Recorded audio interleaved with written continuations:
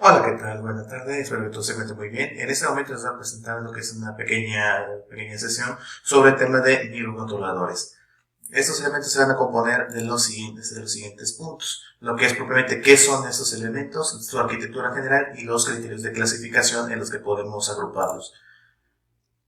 A fin de cuentas, como elemento de introducción, pues tenemos que pensar que un microcontrolador a fin de cuentas es un pequeño elemento o circuito digital que está enfocado a la ejecución de tareas pequeñas o repetitivas y sumamente simples. Se parecen en muchos aspectos a las computadoras, es decir, que tienen los mismos periféricos y las mismas funciones y los métodos de procesamiento. Y también como elemento principal es que nosotros podemos programarlo, ya sea con elementos de alto nivel, programación gráfica, o bien por lenguaje ensamblador, dependiendo la herramienta que tengamos disponible. Fabricantes de microcontroladores, a fin de cuentas tenemos algunos de ellos, como lo que es Texas Instruments, tenemos por ejemplo a Siemens, tenemos lo que son Philips también, Motorola, en su momento fueron famosos, ¿sí? Microchip, ¿sí? De ahí, Intel también fabrica sus propios microcontroladores, Infineon, y también lo que son es Hitachi, entre otros más. A fin de cuentas, con las diferencias entre un microprocesador y un microcontrolador, básicamente se pueden marcar de los siguientes puntos. Como filosofías de diseño, pues normalmente los microprocesadores están basados en la arquitectura de Van Neumann, es decir, que tienen CPU, memoria principal, bus general del sistema, mientras que la arquitectura Harvard pues también tiene esos mismos elementos, solamente que tenemos memorias de instrucciones, memoria de datos y los sistemas de buses propios. Es decir, para arquitecturas generales y específicas respectivamente. Entre sus aplicaciones, pues los microprocesadores a fin de cuentas están pensados para ejecutar cualquier programa o software, ¿sí? Sin necesidad de reconstruirlo o ejecutar con los demás elementos. Mientras que los microcontroladores son para aplicaciones más específicas, repetitivas y solamente nada más enfocadas a uno o dos propósitos como máximo. Por ende, el software que ejecutan ambos, para empezar, tiene que ser, en el caso de los microprocesadores, tiene que ser flexibles, es decir, pues los microprocesadores tienen la capacidad de no solo ejecutar instrucciones y hacer cálculos con ellos, sino también abrir elementos multimedia, manejar conexiones a internet y demás, y gestionarlos adecuadamente. Mientras que los microcontroladores son poco flexibles, es básicamente el código que nosotros coloquemos es el que se ejecuta. Si nosotros queremos que se ejecute algo diferente, tenemos que reprogramar todo para poder ejecutar las acciones así sean pequeñas.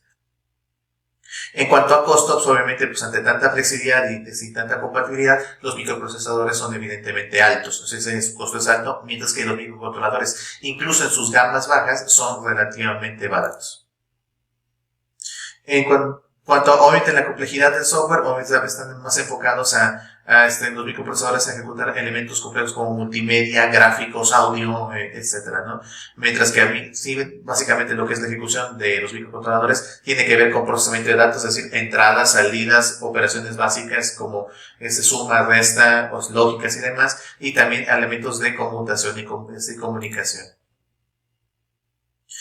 Como hardware adicional, el problema de los microprocesadores es que pues, requieren de muchas piezas externas para poder efectuar sus funciones. Es decir, necesitan lo que es una tarjeta madre, memoria RAM instalada, periféricos, cables y demás. Mientras que los microcontroladores, salvo ciertos elementos que se pueden expandir, todo ya está colocado dentro del circuito integrado y únicamente nada más es cuestión de programarlo, colocar la energía y demás para que ya pueda trabajar adecuadamente.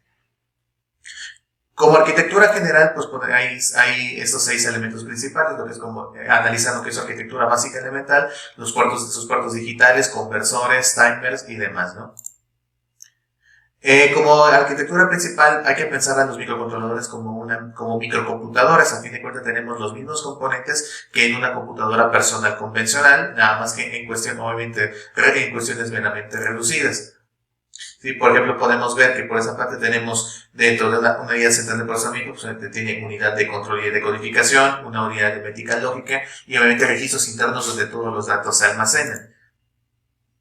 De ahí, siendo arquitectura Harvard, tenemos lo que es propiamente un sistema de memorias en los cuales cada uno almacena determinados elementos. Por ejemplo, lo que es la memoria RAM, es lo que se conoce como la memoria de datos, en donde únicamente se almacenan precisamente variables, datos y demás, ¿no? No se almacena otro tipo de elemento. Mientras que lo que es las memorias de formato flash, se almacenan lo que son las instrucciones que nosotros programamos. De manera adicional, se cuenta con una memoria EEPROM para guardar datos importantes y que no se pierdan. Mientras que en la memoria, cuando estos datos evidentemente son volátiles y se pierden cuando se le quita la energía al micro, en la EEPROM estos datos se conservan. Pero en sí, las principales son la memoria de datos, ¿verdad?, como la RAM, y lo que es la flash para las instrucciones. A fin de cuentas, cada una tiene su propio sistema de buses que se conectan directamente al CPU y de ahí usualmente que la ejecución sea más ágil. Y pues evidente lo que son propiamente nuestros buses, ¿sí? Lo que es tanto para el bus de instrucciones, bus de datos y el bus principal del sistema que conecta a todo lo demás. Y pues obviamente con los periféricos, obviamente si bien no son los mismos que de un equipo de cómputo, solamente tenemos elementos como puertos de entrada-salida, elementos de interrupciones, temporizadores contadores, elementos de comunicación y demás. Como elementos principales en nuestros puertos digitales de salida, pues son aquellos elementos que nos permiten enviar o recibir datos de tipo digital, es decir, el lenguaje binario, el cual, dependiendo de sus funciones, pues solamente vamos a poder representar elementos, activar, desactivar cosas, o bien leer cosas provenientes de otros elementos. Los puertos digitales, dependiendo del microcontrolador, pues pueden haber 2, puede haber 3, 4, y los tamaños pueden estar entre 4 y 8 bits. A fin de cuentas, las salidas digitales pueden ser tan simples como para encender diodos emisores de luz o cualquier otro indicador, o como elementos más complejos como relevadores, tiristores y demás. Y también las entradas digitales se pueden suministrar ya sea por medio de elementos interruptores o bien ya precisamente por combinaciones de elementos de electrónica como sensores digitales que les suministran propiamente datos. Algunos microcontroladores contienen elementos de conversión de analógico a digital, los cuales nosotros podemos tomar señales de tipo analógico provenientes como de magnitudes físicas como la temperatura, la humedad, posición, etcétera, etcétera, y cómo esas señales analógicas se transforman a lenguaje binario entendible por el microcontrolador. ¿Sí? Obviamente, pues, no todos los micros lo tienen y también las capacidades son diferentes. No obstante, es un estándar, a menos en los de gama media en adelante, que cuentan con este elemento en particular. Otros elementos ahí lo que se tienen son los temporizadores y los contadores. Adicionalmente a la ejecución propia de las tareas de los microcontroladores, se cuentan con elementos de conteo y con temporizadores o timers para demorar ciertas actividades, contar ciertos eventos o bien, bien ciertos valores de señal. Entonces, dependiendo también del tipo de micro, se pueden contar con 1, con 2 o con 3 y también lo mismo contadores. Y ajustarlos en las velocidades tanto del tiempo como del conteo por los elementos que se llaman preescaladores. Estos se configuran directamente por código. Tenemos de diferentes tecnologías de comunicación, en los cuales prácticamente casi todos los micros manejan comunicación de tipo serial, dado que requiere menos cables y es obviamente mucho más rápida. Obviamente, dependiendo del micro, podemos tener diferentes protocolos, al menos aquí se presentan los básicos. Tenemos lo que es la transmisión universal de transmisión y recepción de tipo serial, lo que es UART, que solamente son cadenas de bits por medio de líneas de transmisión y de recepción, ¿sí? Y una tierra común entre ellos para tener las mismas referencias. Se tienen, por ejemplo, también los protocolos de interfase periférica serial, lo que son los protocolos SPI, que también son seriales, nada más que ya son de alta velocidad, ¿sí? Y obviamente se controla por líneas directas entre maestro y esclavos. También son protocolos síncronos porque requieren también de una velocidad de reloj. Y también se tiene, obviamente, por medio de a qué esclavo hace referencia, pues por medio de líneas de control. Y también se tiene lo que es el protocolo de circuitos interintegrados, o lo que es I²C, o también conocido como protocolo de interfase de cableado doble o TWI, en donde se tiene nada más la presencia de únicamente 2 cables, uno para el reloj y otro para instrucciones y datos. Sí, y estos son propiamente también para transmisión de velocidad y sobre todo también para crear un bus I²C en donde se pueden tener múltiples esclavos y maestros conectados a un mismo elemento.